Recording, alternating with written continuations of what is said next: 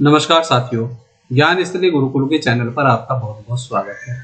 साथियों, उत्तर प्रदेश सरकार ने चीनी मांझे को लेकर एक नई गाइडलाइन बनाई है। चीनी मांझे से यदि किसी की मौत होती है तो संबंधित व्यक्ति पर हत्या का मुकदमा दर्ज होगा। राज्य में चीनी मांझे को लेकर या नायलॉन की डोर को लेकर बहुत ज़्यादा सख्त नियम बनाए गए हैं। तो क्या क्या सख्त नियम बनाए गए हैं, एक एक करके इस पर नज़र मारते हैं। यदि चीनी मांझे से किसी व्यक्ति की मृत्यु होती है तो उसे दुर्घटना नहीं बल्कि हत्या माना जाएगा, यानी कि 302 का मुकदमा उस पर चलेगा। मुख्यमंत्री इस पर बहुत ज़्यादा सख्त हैं और इसको लेकर मुख्यमंत्री जी ने अधिकारियों के साथ बैठक की है, क्योंकि चीनी मांझे पर पहले ही भारत में उत्तर प्रदेश के अंदर प्रतिबंध लगाया हुआ है। मुख्यमंत्री ने अधिकारियों को आदेश दिया कि चीनी मांझे की सप्लाई चेन नेटवर्क को पूरी तरह से ध्वस्त किया जाए। केवल पकड़ नहीं बल्कि पूरे नेटवर्क की जड़ तक पहुंचा जाए। बेचने वालों पर होगी कड़ी कार्रवाई। तो चीनी मांझे के बारे में मुख्यमंत्री जी सख्त इसलिए हैं क्योंकि चीनी मांझे से उत्तर प्रदेश में बहुत सारे लोगों की मौतें हुई हैं। एक नजर देखते हैं। गिर गया तो जब पास जाके देखा तो उसकी मुंडी कटी हुई है। चलती बाइक में जिसका सिर कटा वो हड्डियों का डॉक्टर था। अब मौत के बाद पुलिस ने कहा कि उन्होंने पिछले महीने चाइनीज मांझे के केस में 22 से 23 मुकदमे दर्ज किए, लोगों को जेल भी। हमने देखा चाइनीज मांझा कितना खतरनाक है। चाइनीज मांझे से बहुत ज्यादा लोगों की मौतें हो रही हैं। तो इसके लिए सख्त से सख्त कार्रवाई करने के लिए उत्तर प्रदेश पुलिस को आदेश योगी जी ने दिया है। इसके बाद देश में पहली सहकारी भारत टैक्सी सेवा शुरू होने जा रही है। अमित शाह जी ने इस ऐप को लॉन्च किया है। देश में सहकारिता क्षेत्र को नई दिशा देते हुए भारत की पहली सहकारी भारत टैक्सी सेवा की शुरुआत की गई है। इस ऐतिहासिक पहल का केंद्रीय सहकारिता मंत्री अमित शाह ने औपचारिक रूप से ऐप लॉन्च कर शुभारंभ किया है। क्या है सहकारी भारत टैक्सी सेवा, इस पर एक नजर मारते हैं, देखते हैं एक नजर में।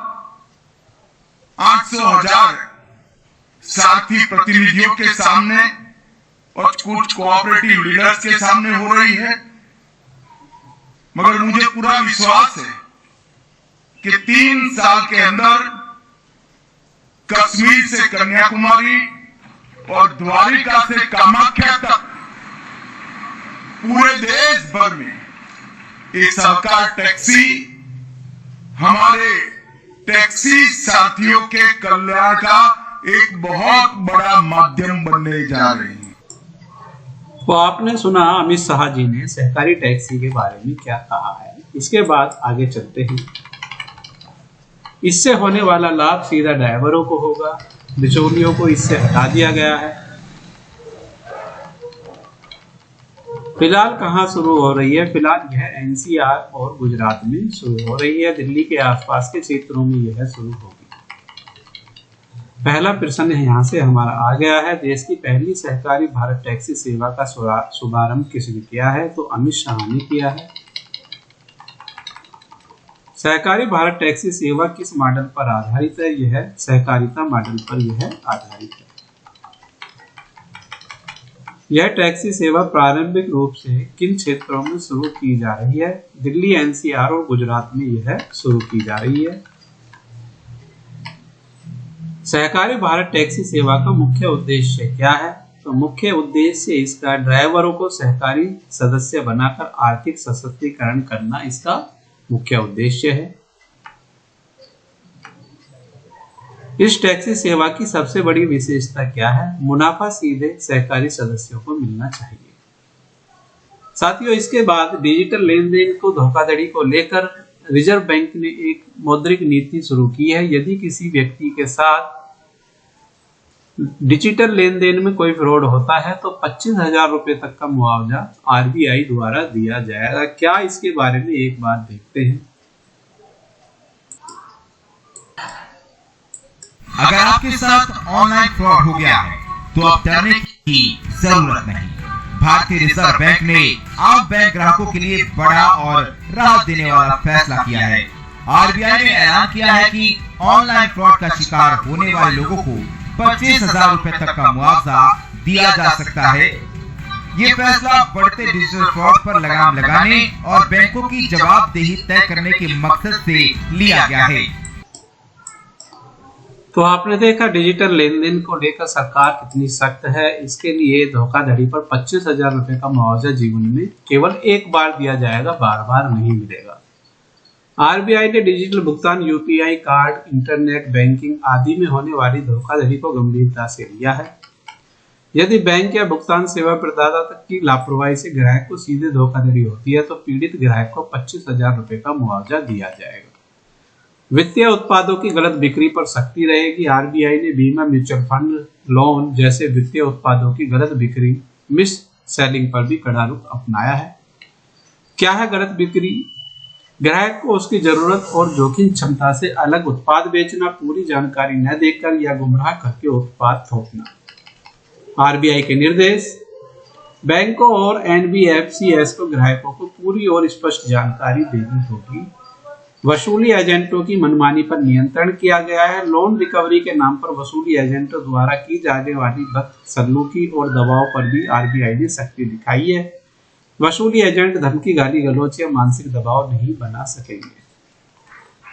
इसके बाद फिल्म घूसखोर की तरफ चलते हैं। फिल्म घूसखोर को उत्तर प्रदेश में प्रतिबंधित कर दिया गया है और निर्देशक पर एफआईआर दर्ज की हुई है।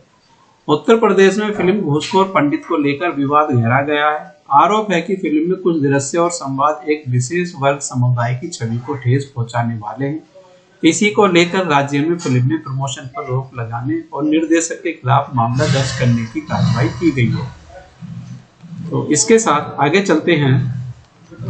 कुछ संगठनों ने आरोप लगाया कि फिल्म में एक समुदाय को नकारात्मक रूप से दर्शाया गया है। इससे सामाजिक सौहार्द बिगड़ने की आशंका है। इन्हीं कारणों से कानून व्यवस्था बनाए रखने के उद्देश्य से फिल्म के प्रचार प्रसार पर अस्थायी रोक लगाई गई है।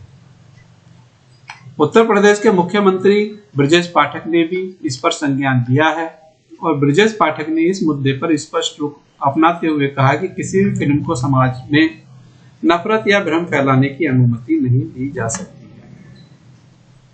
इसके साथ अग्नि 3 मिसाइल का सफल परीक्षण हुआ है। 3500 किलोमीटर तक परमाणु हथियार ले जाने में यह सक्षम है। भारत ने अपनी सामरिक शक्ति को और मजबूत करते हुए अग्नि 3 बैलिस्टिक मिसाइल का सफल परीक्षण किया है। यह परीक्षण देश की रणनीतिक प्रतिरोध क्षमता को सुदृढ़ करने की दिशा में एक अहम उपलब्धि मानी जा रही है। अग्नि 3 मिसाइल क्या है? अग्नि 3 भारत की स्वदेशी बैलिस्टिक मिसाइल है जिसे डीआरडीओ द्वारा अनुसंधान द्वारा विकसित किया गया है। प्रमुख विशेषताएं: मारक क्षमता 3500 किलोमीटर, प्रकार मध्यम दूरी की बैलिस्टिक मिसाइल है। ये ईंधन इसमें ठोस भरा जाता है। लॉन्च ये जमीन से होती है। गति अत्याधुनिक सुपरसैनिक हाइपरसोनिक श्रेणी जैसी है इसकी। देखते हैं एक नजर में परमाणु हथियार ले जाने में यह सक्षम है।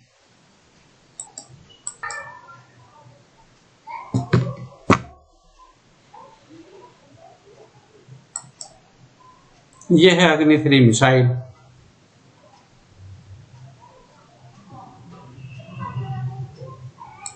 पास आ गई है नई अग्नि। जी हाँ, बुधवार को ओडिशा के चांदीपुर टेस्ट रेंज से एक मिसाइल का जबरदस्त सफल परीक्षण हुआ। नाम था अग्नि 5। भारत की तमाम समाचार एजेंसियों द्वारा इस मिसाइल को दिखाया गया है, तो यह भारत के लिए बहुत ज्यादा मायने रखती है। यह मिसाइल परमाणु हथियार ले जाने में सक्षम है। यह परमाणु, न्यूक्लियर और पारंपरिक कॉन्वेंशनल दोनों प्रकार के हथियार ले जाने में यह सक्षम है। आगे इसके बारे में, इसकी उच्च सटीकता और विश्वसनीयता इसे भारत की परमाणु त्रिकोणीय रणनीति, न्यूक्लियर ट्रेड का अहम हिस्सा मानती है। साथियों, इससे भी हमारे कुछ प्रश्न हैं। अग्नि 3 मिसाइल की अधिकतम मारक क्षमता कितनी है? तो इसकी अधिकतम मारक क्षमता 3500 किलोमीटर है। अगला प्रश्न, अग्नि 3 मिसाइल का विकास किस संस्था द्वारा किया गया है? यह डीआरडीओ द्वारा किया गया है। अग्नि 3 किस प्रकार की मिसाइल है? यह मध्यम दूरी की बैलिस्टिक मिसाइल है। इसके साथ अगला टॉपिक है हमारा भारत अमेरिका व्यापार समझौता। भारत और अमेरिका के बीच एक नया व्यापार समझौता हुआ है। इस अमेरिकी और भारत समझौते में जो अतिरिक्त टैरिफ हैं उनको समाप्त कर दिया गया है। अतिरिक्त टैरिफ में अमेरिका ने 50% से घटाकर 18% तक इस टैरिफ को कर दिया है। इसमें 30 लाख करोड़ डॉलर का अमेरिकी बाजार भारत के लिए खुला हुआ है। अमेरिका का लगभग 30 लाख करोड़ डॉलर का विशाल बाजार अब भारतीय उत्पादों के लिए खुला होगा। 5 साल में 500 अरब डॉलर की भारत खरीद करेगा।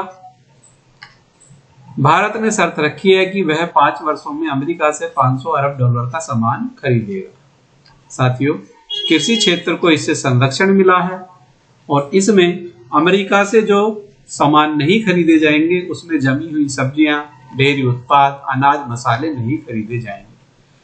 चुनिंदा कृषि उत्पादों पर ही 0 या बहुत कम टैरिफ लगेगा ताकि भारतीय किसान इससे प्रभावित न हो। वस्त्र, चमड़ा और फुटवेयर को बढ़ावा मिलेगा। इसके साथ मेक इन इंडिया को मजबूती मिलेगी। समझौते का उद्देश्य मेक इन इंडिया अभियान को सशक्त बनाना है। अमेरिका में 0 शुल्क पर भारतीय उत्पाद जो भारत से अमेरिका के लिए निर्यात होंगे वो 0 शुल्क पर, जैसे जेनेरिक दवाइयां, फार्मा उत्पाद, रत्न और हीरे, चाय और कॉफी, काजू, केला, आम आदि जैसे सामान अमेरिका में बहुत कम शुल्क पर या 0 शुल्क पर भेजे जाएंगे। इससे भारत का कृषि एवं फार्मा निर्यात मजबूत होगा। इसी के साथ साथ भारत में 0 शुल्क वाले अमेरिकी उत्पाद भारत में निम्न अमेरिकी उत्पादों पर 0 या बहुत कम शुल्क होगा, जैसे पशुपालन से संबंधित उपकरण, शराब, स्पिरिट और अन्य मादक पदार्थ, कैंसर की कुछ उन्नत दवाइयां, सोया तेल, कंप्यूटर और आईटी उत्पाद जैसी चीजें इसमें होंगी। तकनीक सस्ती होगी, तकनीकी स्वास्थ्य सेवाएं बेहतर होंगी। यहाँ से भी हमारे कुछ प्रश्न हैं। इस प्रश्न का आंसर 18% आपके सामने है ही।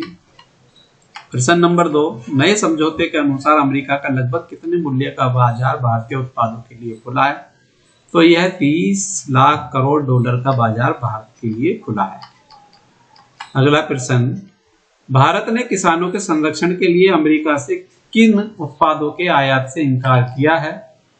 तो ऑप्शन बी हमारा सामने दिख ही रहा है। अमेरिकी बाजार में किन भारतीय उत्पादों पर 0 न्यूनतम शुल्क लागू होगा? तो जेनेरिक दवाइयां, रत्न, हीरे पर यह 0 शुल्क होगा आदि पर। अगला प्रश्न, नए भारत अमेरिका व्यापार समझौते का प्रमुख उद्देश्य क्या है? तो मेक इन इंडिया को मजबूत करना और रोजगार को बढ़ावा देना इसका प्रमुख उद्देश्य है। प्रधानमंत्री के मलेशिया यात्रा है। भारत के प्रधानमंत्री मलेशिया की यात्रा पर गए हैं। कुआलालंपुर में इनका भव्य स्वागत हुआ है। प्रधानमंत्री अनवर इब्राहिम ने प्रधानमंत्री का एयरपोर्ट पर भव्य स्वागत किया है।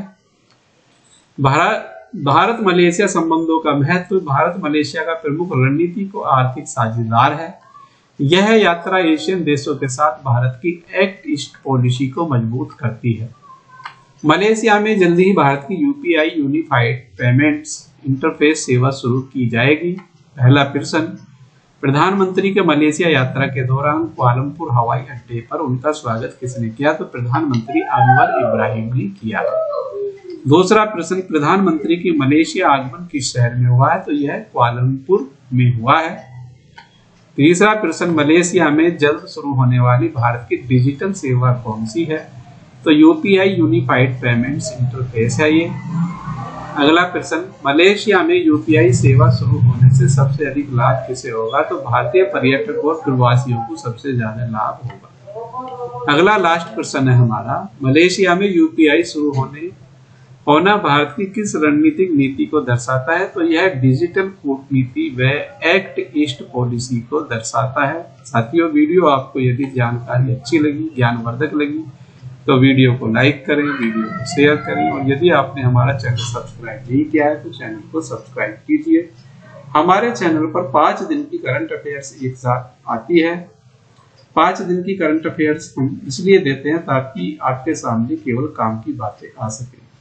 मिलते हैं नई वीडियो के साथ, तब तक के लिए जय हिंद, जय भारत, धन्यवाद साथियों, आपका दिन शुभ हो।